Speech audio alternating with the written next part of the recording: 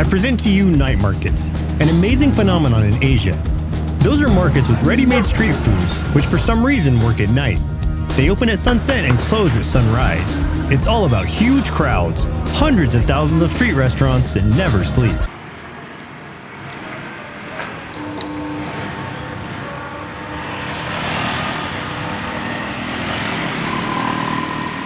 What do you think? Why do people everywhere in the world go to bed in the evening, but here they go and get some food? Why do night markets even exist? Historically, they cater to those who worked late, primarily prostitutes and their clients. Secondly, they cater to those who worked long hours during the day and simply didn't have time to have lunch and dinner. Thirdly, some dishes can't be eaten at all during the day. They're sold only at the night markets. And fourth, it has long been a tourist attraction. Therefore, there are crowds of tourists in the night markets and locals too. There is also a fifth reason. It's very hot here during the day, but not at night. Do you want to eat when it's not 50 degrees outside? Welcome to the night food market. Today, we'll show you my two favorite night markets in Bangkok. Let's start with the market on Yaowarat Road. Thousands and thousands of people. Everyone is eating. Everyone. Food, food, food. People, people, people. Thousands and tens of thousands constantly gulping down food.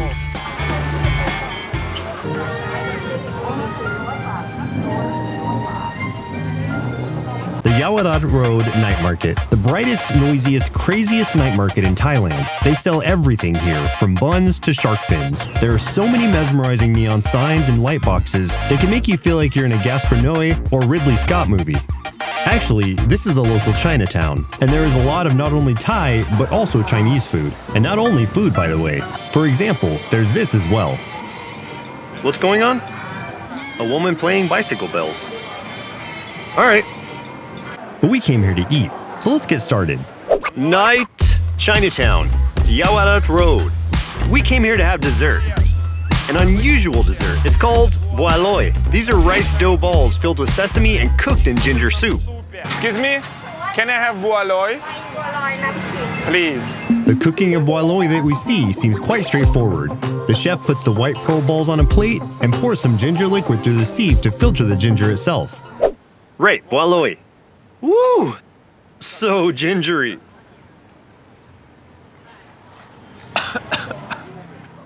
And it's so gingery that you start to cough when you inhale it. I have no idea how much ginger they cooked. Alright, time for boaloi. I didn't even bite it yet, but I'm already shocked. So cool. Shit, that wasn't expected. And they look like dumplings, and everything is clear. Okay, ginger broth. How soft it is. Have you ever tried mochi, a Japanese dessert? If so, imagine mochi, which in itself is very tender. This one is 100 times more tender. It touched my tongue and fell apart right away. But inside, there was a sesame paste and seeds. Alright, your turn.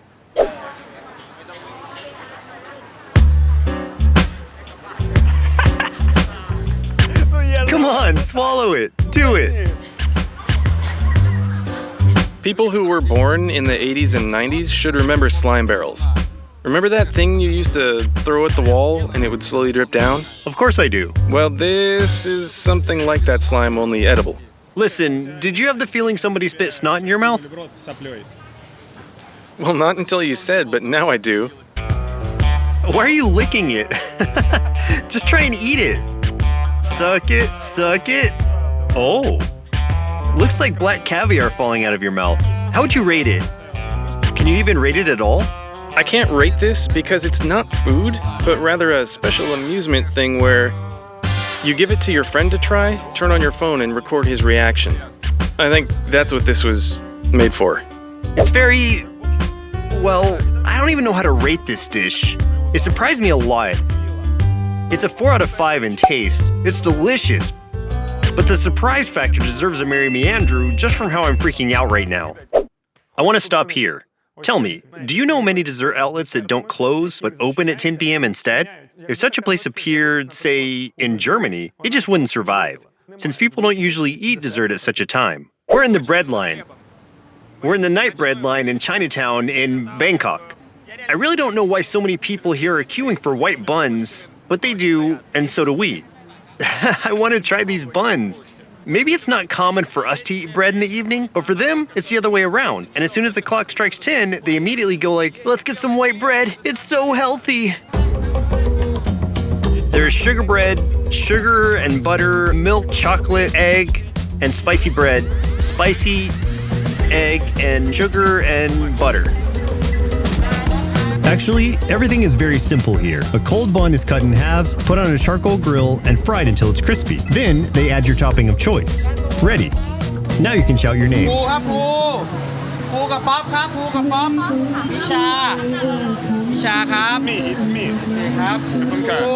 Misha, that's me. I bought the bread. It's you and I. Oh no. Misha, what are you doing? It's 10 p.m.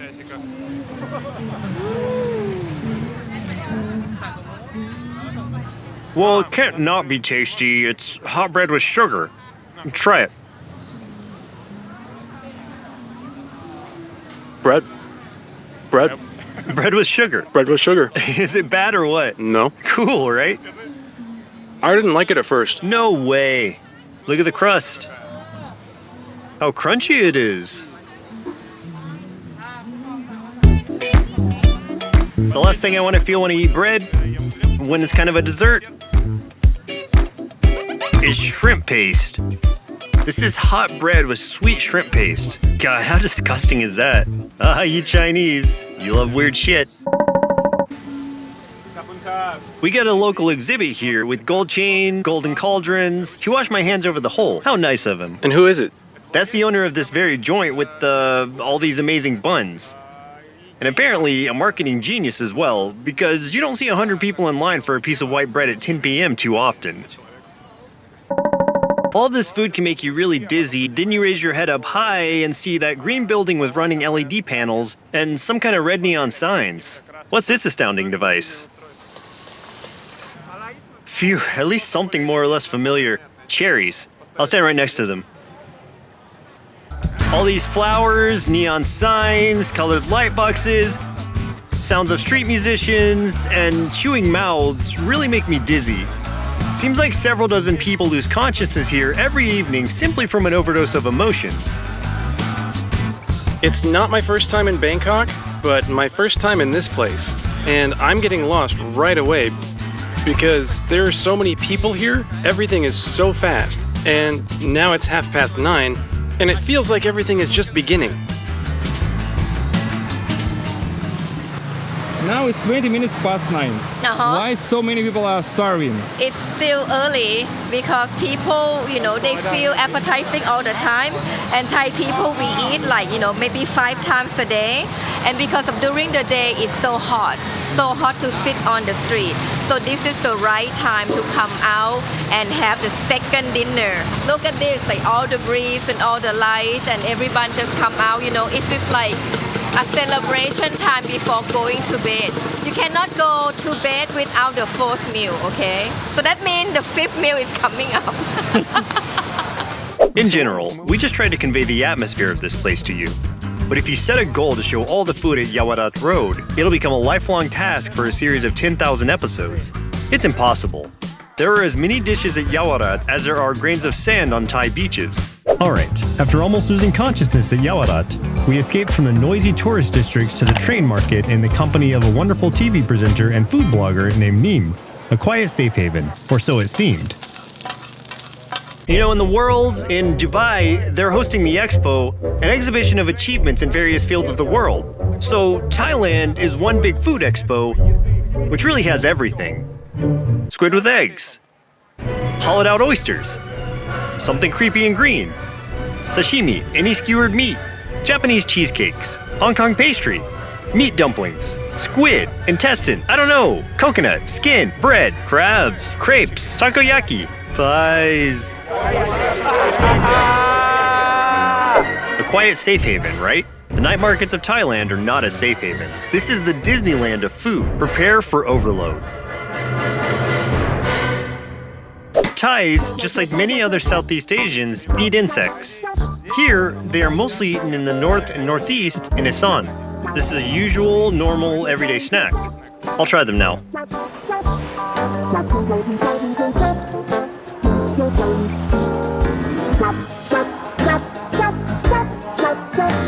You know, in some places they serve you a cheese plate or a meat plate, but this is a disgusting plate. In fact, I ate grasshoppers and scorpions more than once, so this doesn't scare me. Moreover, in our Chinese restaurant, we serve silkworms and kingworms. But I haven't tried these fat creatures, for example, so this is going to be something new for me. It stinks. There are fish sauces, of course it stinks. But I'll start with the simplest one. Homemade grasshopper, they call it. Mmm, tasty. Looks like they're preparing it with soy and fish sauce. Nice and salty. They're crunchy like chips. Nice. Damn it, they cook it better than in my China High. Looks like they need to be marinated. Okay, I'll take this idea with me. Wild field grasshoppers. I call them that. More salty, a little sweet. Oh, my sweet grasshopper. Delicious. Silkworm. I think it's a silkworm.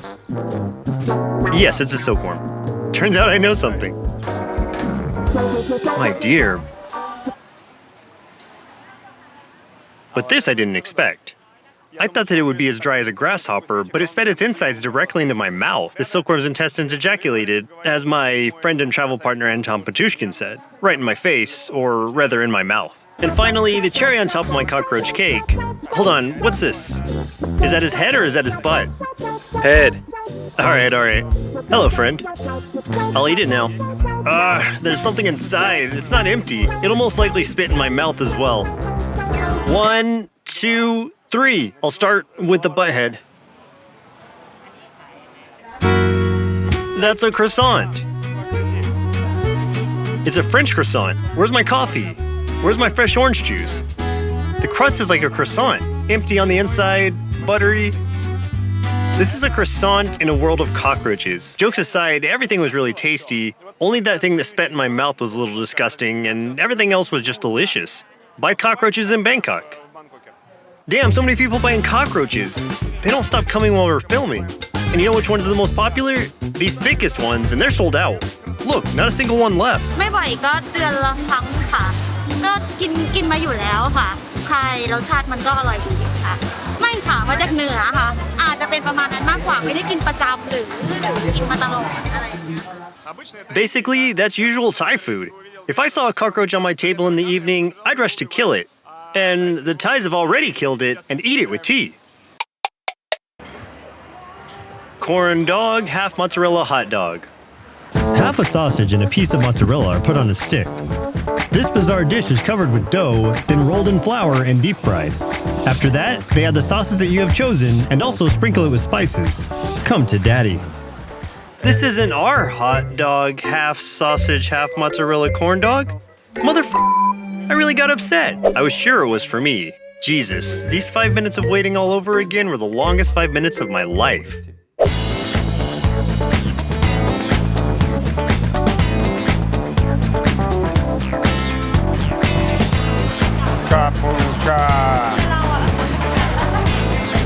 Corn dog, half mozzarella hot dog with cheese sauce and paprika. I was allowed to pick it. I'll lick it first. Mmm, cheese sauce, I love it.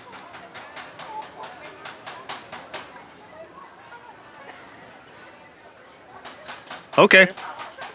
All right. I'm sorry. It's all right.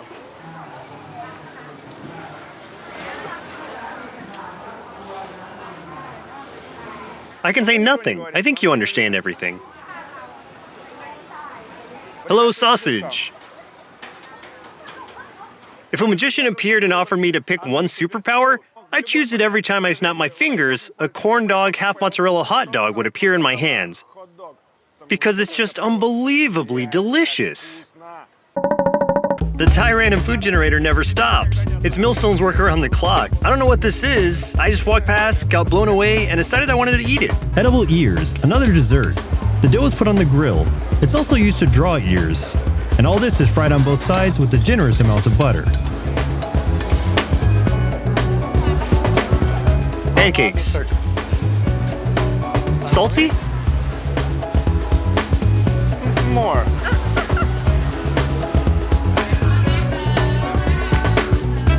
Now that's better.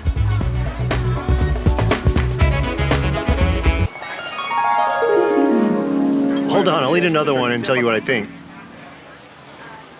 Pancakes with condensed milk just cooked a second ago. Yeah, it's pretty cool. Yeah, it's pretty cool. How amazing the simplest dishes can be. Pancakes and condensed milk. Okay, let's continue. I just walked past again, and here's a dude playing with this green dough like it's a yo-yo. And then this dough is turned into crepes. What's happening? Can somebody tell me? The green dough, with some kind of incredible texture and elasticity, is cooked on a hot surface, turning into an ordinary pancake, which they use to wrap something similar to green hair. What the hell is this? Dried squid and some green crepes? Smells sweet.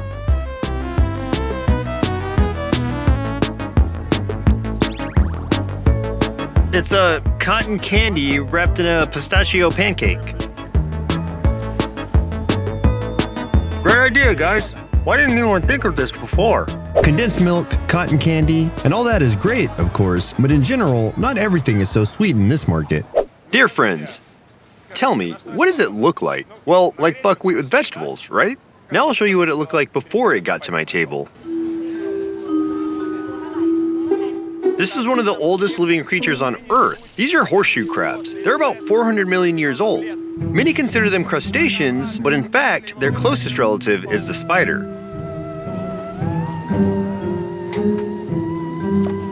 First, the horseshoe crabs are open like a tin can. There's no meat inside at all, only caviar. It gets stirred, and then dried catfish, anchovies, peanuts, greens, shallot, corn, green mango, fish sauce, and lime juice are added. It's like I've just witnessed an autopsy of an alien. It's just crazy. So, our spider, a horseshoe crab, I first tried it on Kapangan Island. I ordered it and started eating when suddenly, an outlandish hippie with long hair came up to me and said, "Hey, listen, these animals have lived for so many years because assholes like you didn't eat them." Then he turned around and left. It was very pleasant to finish my horseshoe crab, but I did it. Locals here call it a sea pimp because in the wild, horseshoe crabs exploit female horseshoe crabs, just like pimps. And now I'll try it. Smells like fish sauce. You know, one could imagine that it's undercooked buckwheat with such dense caviar, corn with green mango, onions, and fish sauce. Basically, very similar to mini Thai salads that are served here. But damn, horseshoe crab caviar, which is 400 million years old. It will outlive each and every single one of us. It has already proven it. In fact, we're very serious about wildlife preservation and nature in general, fishing, and the destruction of rare species. But here, they eat it daily, just like ordinary seafood. And I don't want to make fun of it, but look how cool nature has provided for everything. And that can be an excellent to-go package. So if you don't finish eating, you close it neatly, put it in your backpack or pocket, and go on with your day. And when you're hungry again, you open it and finish. An excellent horseshoe crab. By the way, this animal is very important for medicine. Its blood has unique properties, and every year, scientists catch about 500,000 horseshoe crabs to milk them. After that, scientists release them back. What's the point? When any bacteria, any contamination enters the horseshoe crab's blood, the blood immediately coagulates. This is a natural reaction of its body. So this is one of the best indicators in the world for determining the presence of viruses, infections, or any contamination in any substance that scientists are actively using.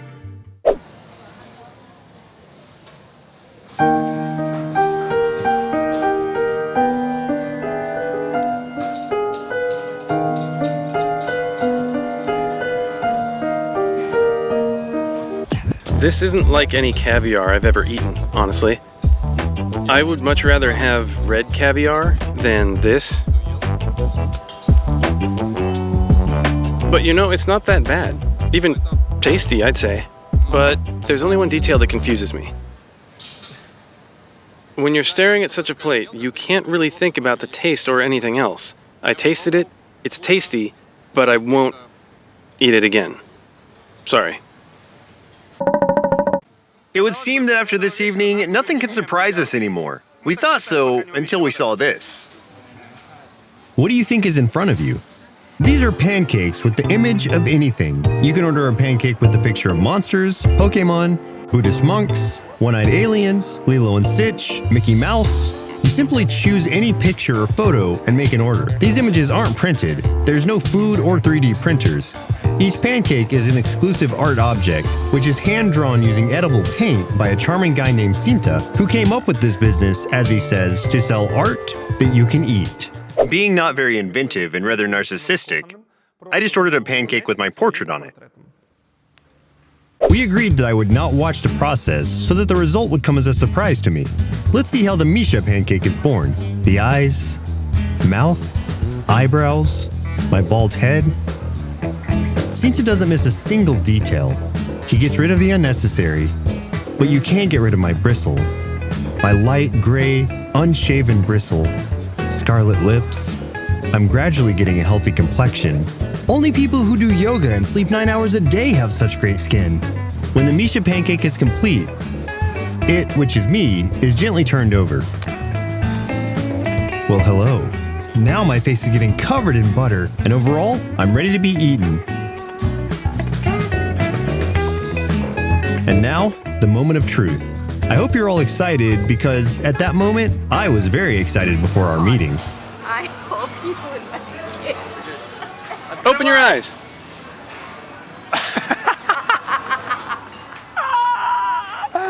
What a charming bald pancake. Oh damn, I knew I was cute, but I didn't know I was edible. Well, let me sniff myself. Damn, Misha smells great. Sinta, thank you so much. Kapun kap. That's amazing.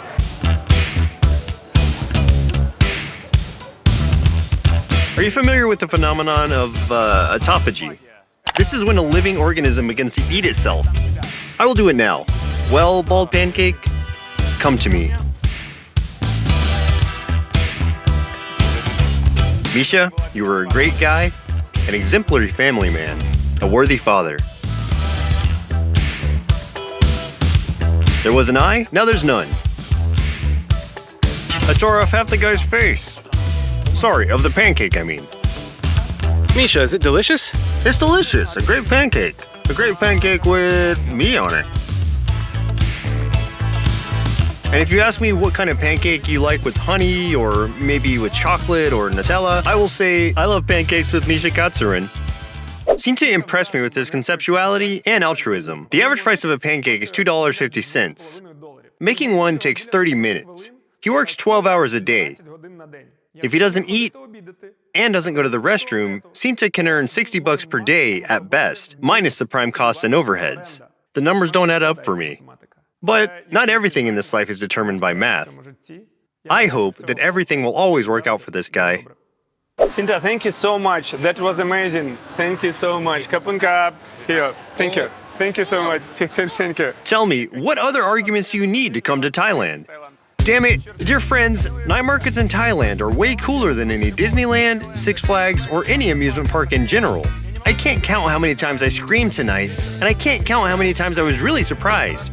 In Thailand, it's not about the food in the country, it's about the country in the food. How cool is this? My friends, if you're tired of the endless social pressure about eating late at night, that's enough. Book your tickets and fly to Thailand. Here, you can eat around the clock and stay slim and young. In any case, the Thai somehow do it. And we're going further to the north of Thailand and then south to the islands. There are lots of tasty and interesting things ahead, and in some places, even frightening. See ya!